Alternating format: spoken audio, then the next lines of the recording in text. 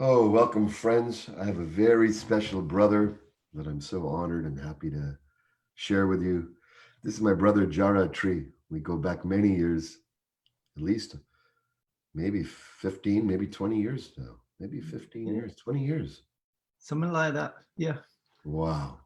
We dove into many metaphysical worlds together. We've had many spiritual adventures. We've had deep openings in the heart. And for those of you who don't know my brother, he's a sacred musician. He's very humble. He won't say this, but he's a spiritual guide. He's a mentor to many people. He's touched many people's hearts. He's a his music. It's a divine experience, and it takes us into very profound realms. And you're also a yogi, a spiritual practitioner. You've been on the path for many years. So I just want to welcome you and thanks for being here today, brother. I love you so much. Thank you, Satyen Maharaj. Pleasure, absolute pleasure to be here and sharing with you. It's Saturday morning here in Australia. I'm in a place called Mullumbimby in Australia. It's kind of subtropical. It's beautiful. The winter's starting, but we're swimming every day. We're very blessed. But it's the morning here, and I couldn't think of a more lovely way to spend my Saturday morning than having a good chat with Satyen, your good self. Yeah. It's interesting. You're heading into winter, we're heading into spring, but today in British Columbia, it's like summer. The energy is alive. What I've been noticing, through this whole COVID experience is that the trees, the life force, the prana, the chi is just off the hook, especially over the last week or two. I feel the earth plane is purifying. Of course, there's tragedy and challenges for many, and many are having challenges with work and life and breaking out of the routines. But in all of that, I'm also celebrating the revitalization of Mother Gaia. We can hear the birds like never before, the animals. I'd love to hear what your experience is. How are you been coping through this whole experience? Mm-hmm.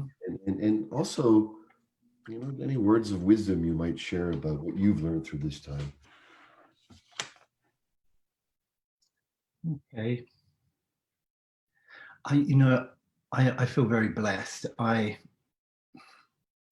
actually been quite enjoying the time off, the solitude. For me, this is it's like the grand hermitage as such for so many people around the planet, and I love that. I love that so many of us are being, stopped. Life is just gone. Stop.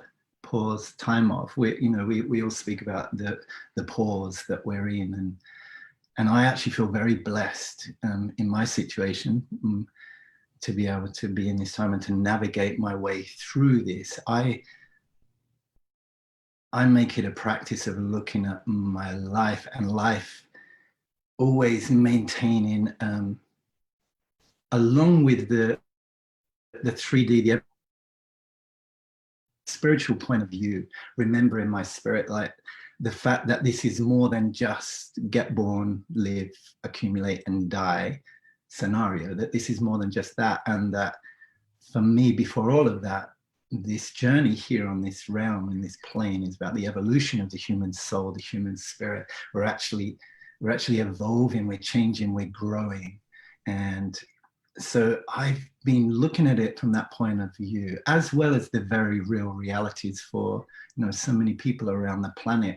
I'm acutely aware of the fact that I am one of the very lucky ones.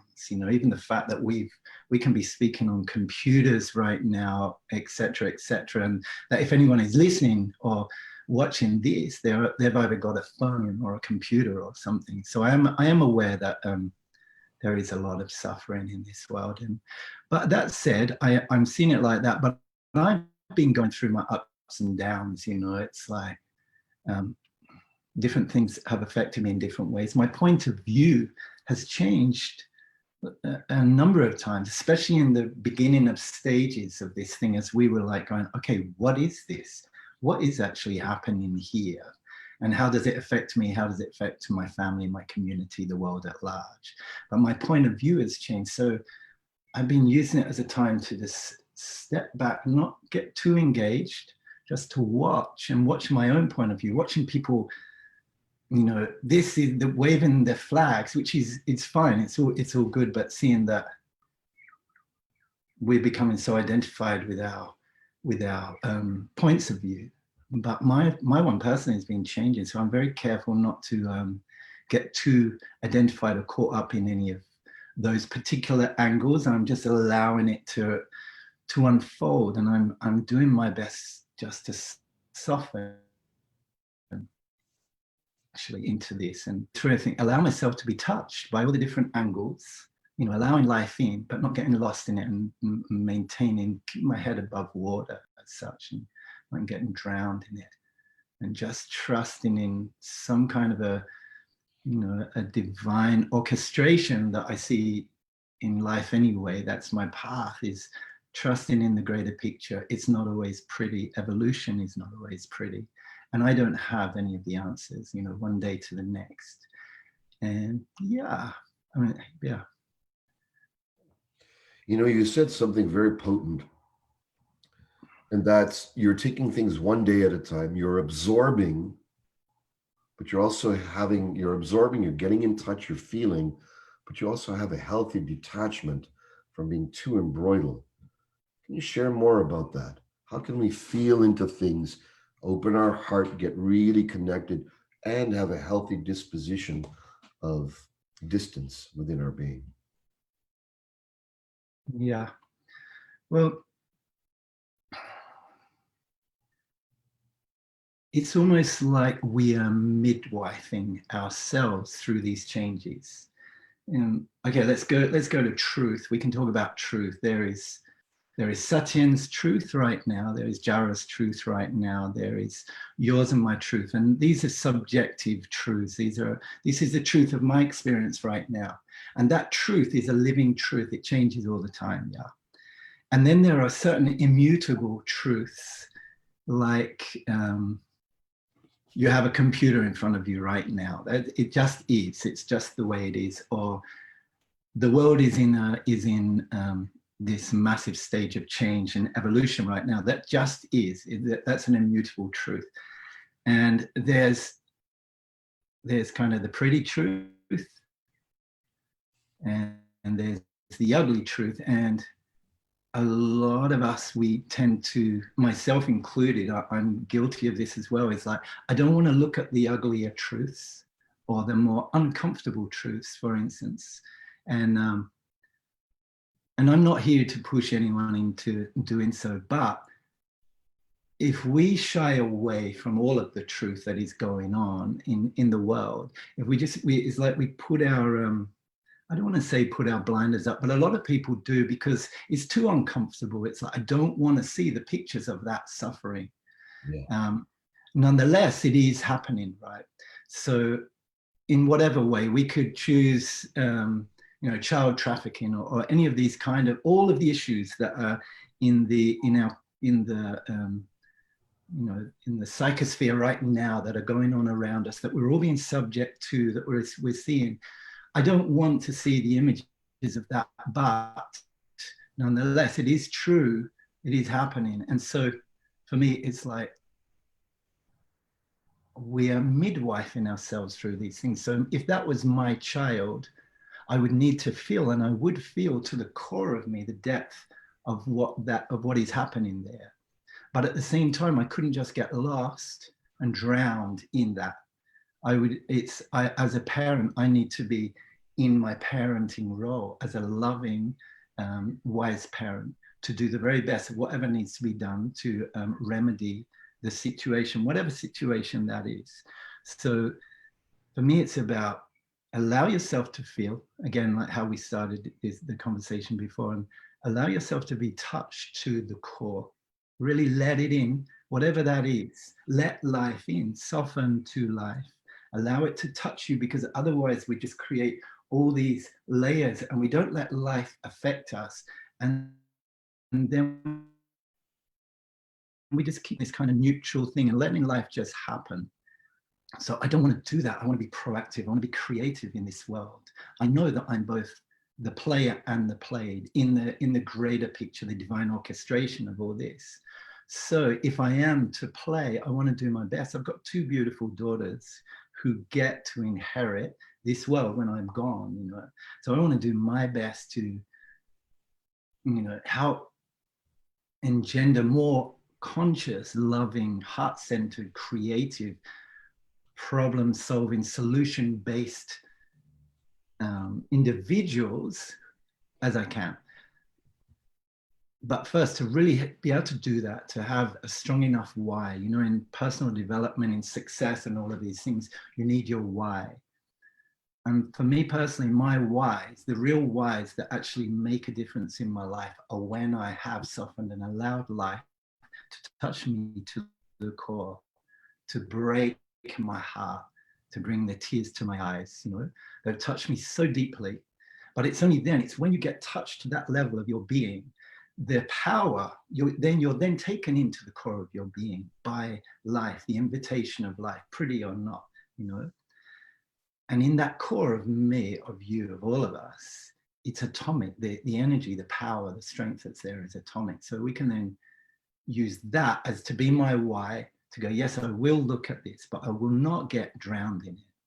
I won't get lost in it. I will find conscious and positive solutions as a loving parent, as a responsible parent would. So in a way, it's about adulting. I see it like this. We're learning to adult ourselves through these changes, to midwife ourselves through these changes. And I see it as an invitation, an awakening, possibility, an invitation to awaken, let's say. It's like life is being shaken up. Okay, so what do you need to know here, Jarah? What do you need to see? Are you going to shy away, or are you just going to stand and go, what can I do? What's the part that I can do? Because I believe that the invitation that's being presented to us, and we all know, we've all seen all the ramifications of what's possible here. Yes. But I think the choices we make and our courage to really allow it in, and then to step forward in an empowered fashion, is going to affect our children's lives and the future generations at this time. That's what we're being given. And I see that in a divine sense as well, not just as a big, dark and foreboding thing. So it's about responsibility is what keeps me like, there's one other part of this. So find a way to serve. Yeah. That's what keeps my head above water all the time. Finding my way to serve, finding that real deep why, which first of all means allowing life into a fair, really deep core level in your heart, in your being.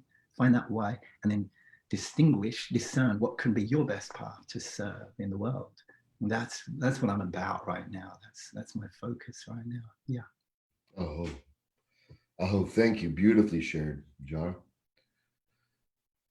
I found for myself as well, and I'm sure many of our friends listening here, all my friends, welcome, that service, when we go from what can we get, where are we going, what goals we're going to achieve, what attainments we're going to realize, whatever they might be, even if they're spiritual. What I'm finding right now is the invitation, the calling, the tenderness, and where are we coming from is far more valuable than where are we going. Mm-hmm. Where we're going is predicated on where we're coming from. We can have all the futurizing in our mind. We can have all whatever intentions. We could be in worry, and you know the old saying that worry is the wrong use of imagination.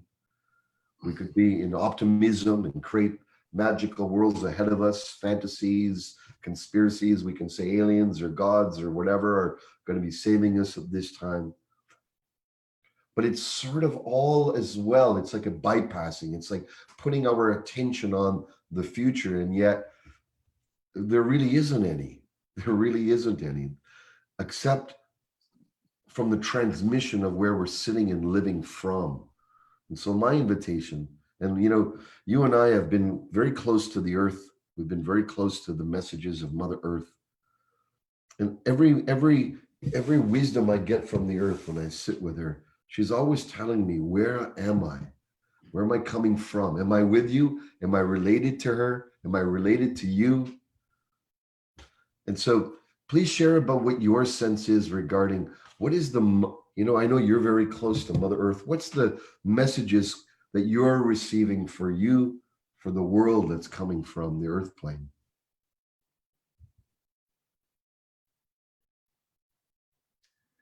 Yeah, it almost seems trite, but it's to slow down, just to stop. Stop. Jarah, stop. Slow down. Sit on the earth. Go and sit by that tree that you keep looking at out the window. Go and sit with the tree for a while. Just go and be. Slow down. It's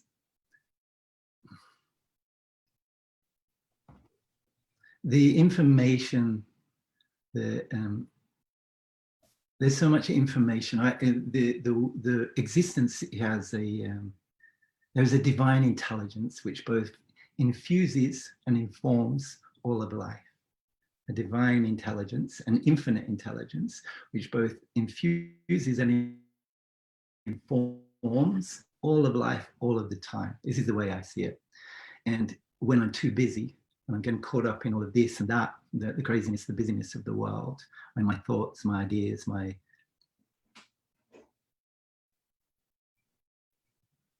when I find myself stressing, like, stop, Jarah, go back to the earth. For me, it's like I go to the ocean as much as possible. Every day or two, I make sure I get down, and I need that reconnection. I need to just stop, just to tune in, just to relax and breathe in a different way. Get out of my head, just get into appreciation. Because the nature, if we actually engage with it, it's always beautiful. It's always exquisite. It's always offering us so much nuance of beauty and majesty. Every time, even if you're just sitting on a lawn, a mown lawn of grass, you just stop and just check out. Every blade of grass has a story to tell, So for me, very definitely, it's slow down, stop. All the information, everything you need is there. But in our headlong rush, we miss so much of the nuance and that exquisite beauty, everything we need, it's like, and here's another thing about the earth is, this came recently in a meditation that I was in, and the words were basically, do you understand that, we walk on the earth and gravity pulls us to the earth, and we can fall onto the earth, but do you understand that the earth, Jarah, supports you? It supports you. It's not just you're on it, it's actually supporting you. She, Mother Earth, Gaia, whatever, actually is supporting you. It's holding you. It's like, it's such a simple truth. But if you actually really tune into that, it's so profound. You're being supported. Even though you're tiresome and you're battling through your life, you can actually stop. And if you just lay down, stop, lay down, sit down, lay down, she'll support you, she'll hold you. And if you just soften, relax, she'll hold you, she'll actually feed you, she'll actually nurture you. It's almost, it's so obvious that it's like anything I don't already know, but actually I really needed to hear that. It made so much sense. I gotcha. It's like the universe has got your back, and Mother Earth, the planet Earth, nature, the Earth has got your back too. She's got you. She's holding you. There's so much energy and strength and power. She also offers so much information, strength, power, love. She's been loving us and holding us from the moment we came through into this realm. Yeah, it's a love affair. Worth having. Worth engaging. Gravity, we look at gravity, it's pulling us. She's actually not only supporting us, she's calling us to her. Yeah. Nice. If gravity stopped, we wouldn't fall down. We would fall that way. we would fall into space. And so there's a meeting of us and her. And in one of my meditations years ago, the it was very clear the message I got. And the message I got was, she said to me, I don't want to have you as my disciple. I don't want you to have you as my son. Mm. I want you as my husband. Mm. And I got what it meant. It wasn't the ceremonial husband that most of us have some association with. It was the husbandry, the responsibility that if Mother Earth is not a mother, but she's my wife, now what if I shifted that orientation from mother? We can do all types of things to our mothers. We can forget calling our mother. We can we can forget taking care of her, sending all love, and mom's bothering me, leave mom alone. But I don't know, a strong wife might not do that. A mother can be continuously. You But a should wife, note again. so she says to me, I want you to husband me, and I want husbands coming from the masculine orientation that I am, or male orientation. And I really got it. And that was a moment very pivotal for me where I really got that I have to stand up and not deify these grander energies, but I have to meet them with the presence of my inner adult, with my adultness, and with the freedom that comes with this type of relationship and spirituality and awakening and connection. Also comes a responsibility, a stewardship, Yeah. a husbandry of reality. Almost like a co-parenting. Yes. Yeah. Yeah. I'd love you to share about what's coming through. You know, my friends might not know that you're a master musician. You share music from the most profound place. When you play it, it just cracks mine and Suzanne's and Caroline's heart so wide open. What's coming through you in that dimension? This is your way of saying, are you going to play us a song, Jarah? Come on. That was my slip and invitation. Okay, but I'd love to hear. I know. Okay, what's the last song that's been making its way through is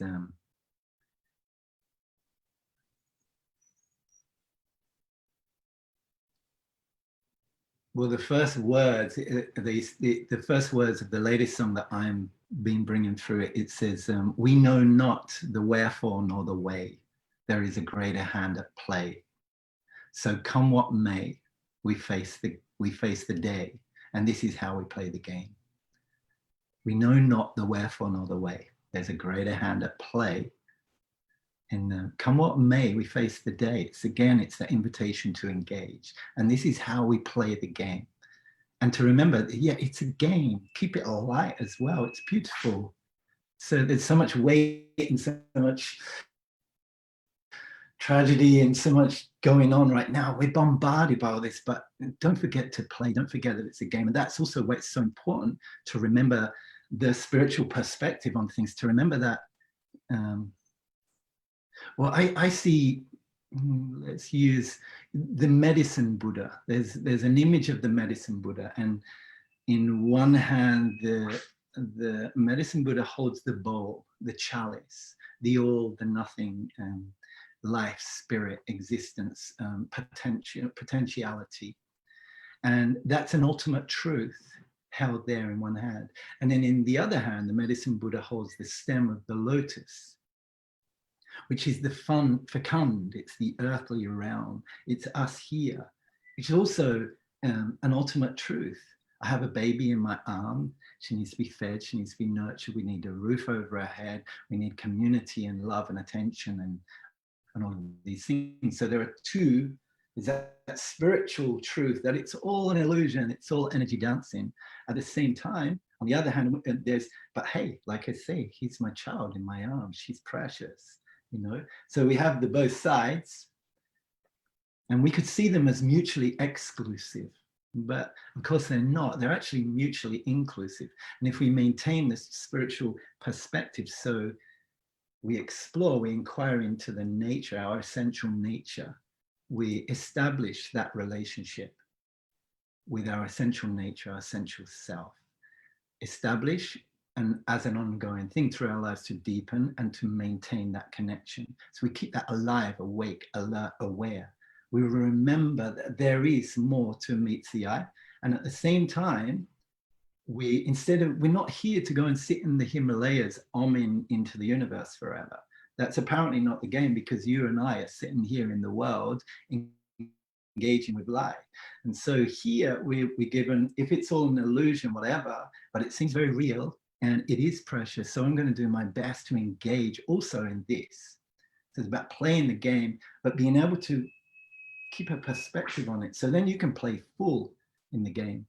Yes. And if it all falls down, it's only the game falling down. It's not you. But if you're just in this world and it all falls down, you think it's you falling down. You identify with the breakdown and you think it's the end of the world. Of course, it's not.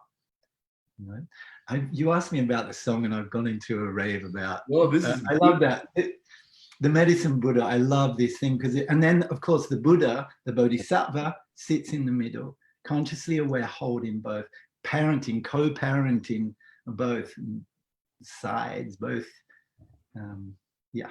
Both viewpoints. Game. Both viewpoints.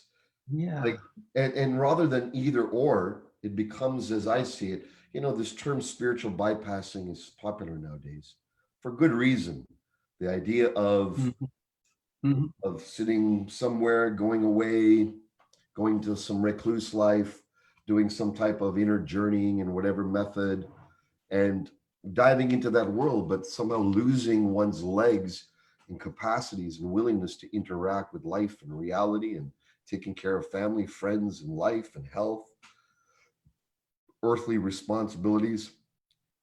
When we really immerse ourselves in those dimensions, sometimes it's very apparent and interesting to see that these games, as you talk about, don't have the solidity, the intensity.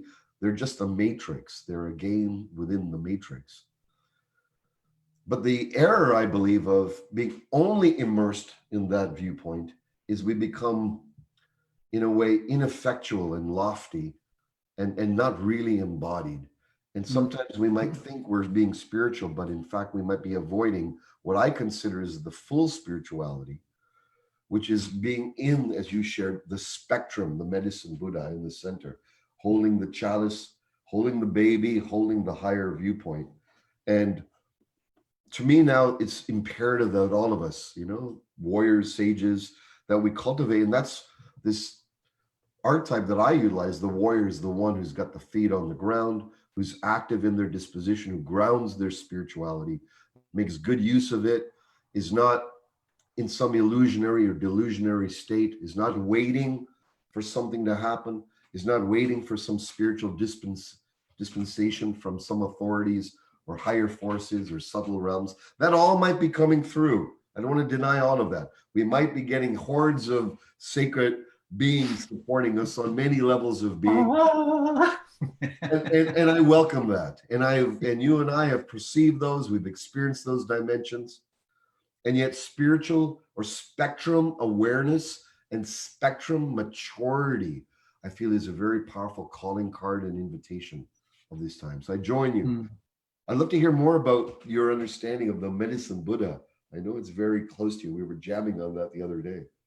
Well, I actually want to go back to what you just said about that maturity. So we're talking about embodied spirituality. We could use that term, maybe. I don't know if that's used in beautiful, very well. Anything else, but you know, the invitation is to engage spiritually and physically in this realm. The invitation, in all ways, is to engage, to be here now. That's all about being here now. You know, the present moment. We understand that, and I'm sure if anyone is here and you know is working with Satyen, it's all very clear to everyone here. That life, of course, happens only in the present moment, in the now. And so I digress in my mind, then I digress and I forget where I came from originally. I know. the invitation is to engage spiritually and physically in full spectrum, like you were saying, in a mature fashion. And then I really like a bit of tough love sometimes, you know, especially for the spiritual fluffy. I've been in the spiritual realms my whole life. I'm in spiritual communities and circles, and I've actually developed. I'm actually quite strongly galacto intolerant. I have tried. It's like that's. I'm really happy that that's happening for you on the 34th dimension. But I want to know right now, you know, your baby's crying. Or did you wipe your ass? You know, it's like right here, be here now with me. Let's just be here whilst we are here. And there's no one coming. There's nobody coming. It's your game. It's in your hands. It's take that. It's like the empowerment is there. The invitation is there. Our accountability is our empowerment, you know, but that said, like you said, hey, I'm not closed to, you know, flocks of heavenly angels coming, Jarah. But the way I look at, we're talking about grace there, you know, but grace comes by grace. You know, there's nothing we can do to fabricate or manufacture. When grace comes, and that's grace and beautiful, but it comes by grace. And the best that we can do to make ourselves available for that grace as such is to be here, is to be present right here now in this moment. We have to be here. And that's like sitting at the doorway of the divine as such. So you can't reach out into the heavenly realms and go, Grace, come here, you know, but you can be there. I'm here and I'm in service in the meantime, I'm doing what I can. I'm engaging, I'm responding to the invitation. And if grace comes, thank you. Grace doesn't come, thank you. Grace comes by grace. It's such a beautiful thing. And we've all been touched with it. We're all actually constantly touched with it. And those little moments, you know, little reminders. Have you ever thought about flowers? You know, stop and smell the flowers. But actually, if you ever do stop and smell the flowers, just if you look at a flower, study a flower, spend some time, just one flower, choose any flower. It's an invitation. It's the most exquisite, almost ephemeral invitation. You couldn't have conceived of such a, when you actually look at that, the petals, the nuance, the aroma, the amrita, the nectar. It's like, there's grace all around. I forget what the question was you asked me on this one. It doesn't matter.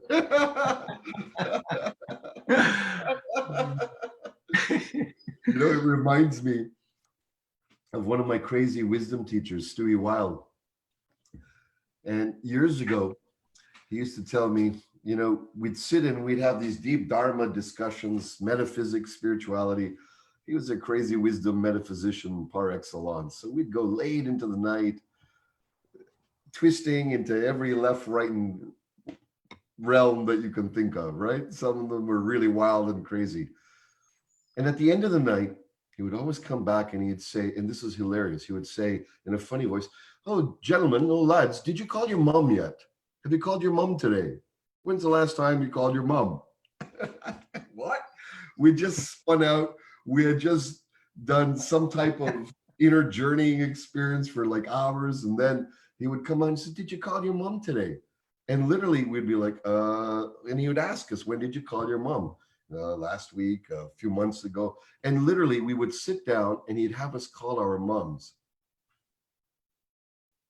from this higher state of being. Mm-hmm. From whenever we had anchored or explored or expanded into. He would make it really a practice. He was being hilarious, but I can see the power of the practice of who's the first person that brought you into this world, who's the most grounded, who gave you a body. Yeah. And then come into relationship with that one, whether they were alive or passed on. He would sometimes, if a person had a mother that had passed on, he'd make us pick up the cell and actually pretend that we're calling her and have a conversation. And I laughed back then. I didn't understand, you know, I found it strange, but now full circle, years later, I'm so appreciative of the fact that he got us to connect with who is the most important person that one, or at least one of them, that we can connect with. And I think in this day and age, this contact, like we had today when we jammed the other day, I hadn't spoken to you in a while, and this just joy of meeting my brother once again, that we've danced in so many realms, and now I get to see you again. And so my invitation to everyone listening is, who is that one person or two or three that you could pick up the phone today, whether they're alive or passed on, and have that true heart-to-heart relaxation? See them as the flower. Appreciate them as a form of grace. Appreciate this medium of video conferencing as a form of grace, so that we can unleash each other's hearts. We can touch each other's souls. We can be human in the midst of a time where our humanity and our humanness is really being called for. Yeah. I love you, brother. I'm so glad. I love you too, Satyen Maharaj. You have a song for us? You have a song for us? Yeah, let's see if we can find a song.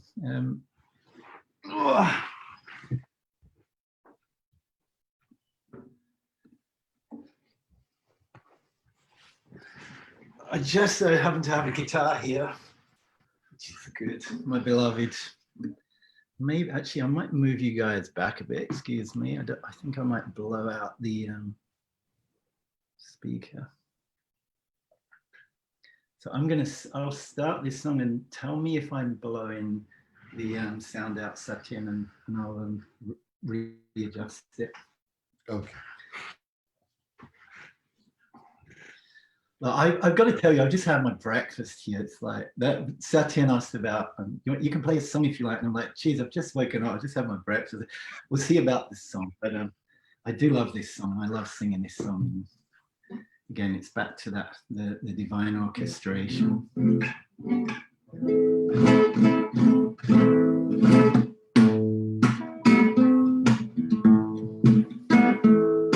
How's that, first of all? Is the guitar okay? Okay, good.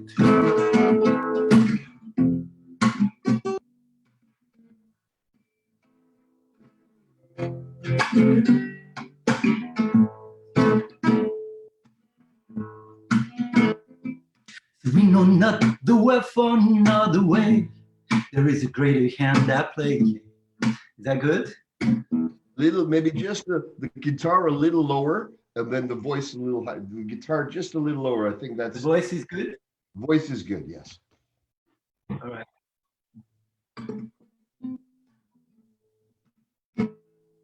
So we know not the way for another way. There is a greater hand at play. So come on, may we face the day. This is Aya. We play the game. So come on, may we face the day. This is Aya. We play the game. Nine nine nine nine nine nine nine nine nine nine nine nine nine.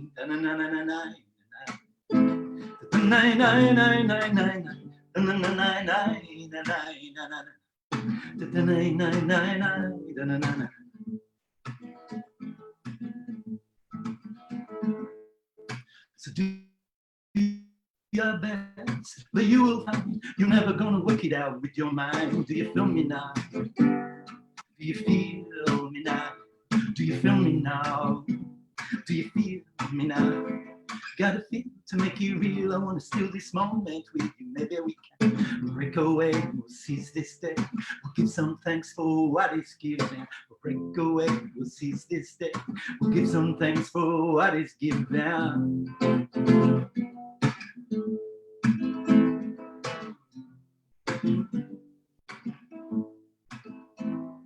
I've been tracking the truth, trying to keep it real. I've been laying it down, but you know how it feels. Waye, waye, waye, waye, waye, waye. Waye, waye, waye, waye, waye, waye, waye. Waye, waye, waye, waye, waye, waye, waye. Waye, waye, waye, waye, waye, waye. Sometimes I forget to pray. Sometimes I forget to pray. To show me the way. Sometimes I forget to pray. Always available, ever present, ever flowing. Always available, ever present, ever flowing. Sometimes I forget to pray. Sometimes I forget to pray. To show me the way. Sometimes I forget to pray.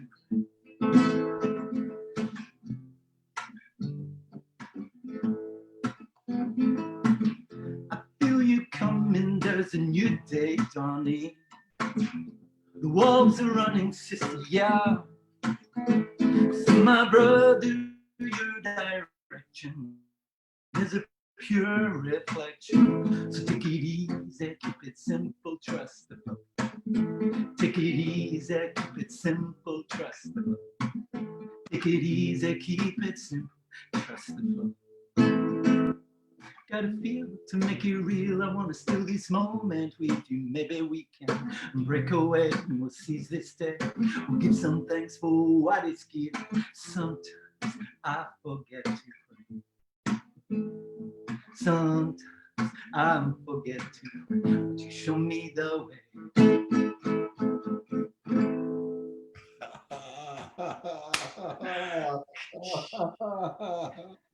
Oh, my brother.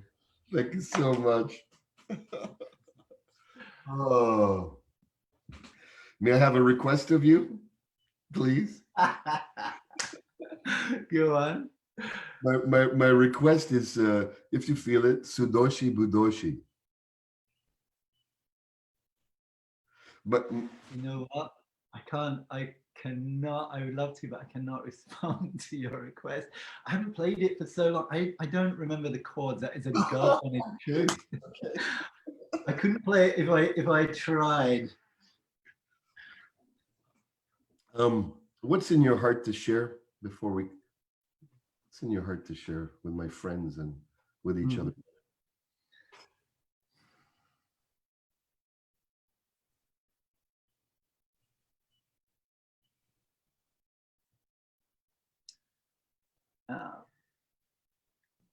How could you be a little more courageous today? How could you bring a little more courage, just a little more courage into your day, into your everyday,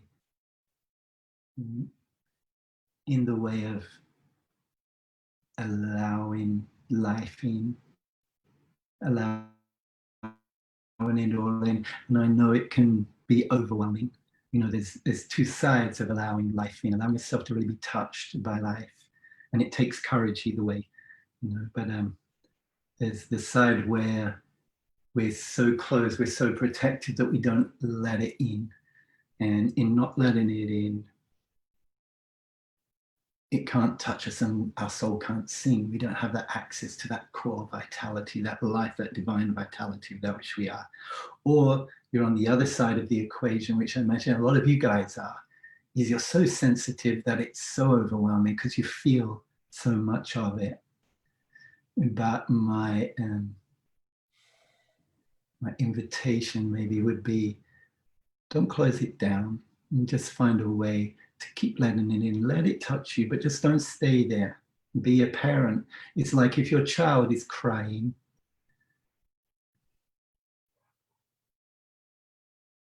you pick it up, pick her up, him up, pick it up, pick her up, pick him up. And hey, I hear you, what's going on? Johnny hit me, whatever happened. Oh, that must be really hard. That I can see that really upset you. Hold that place.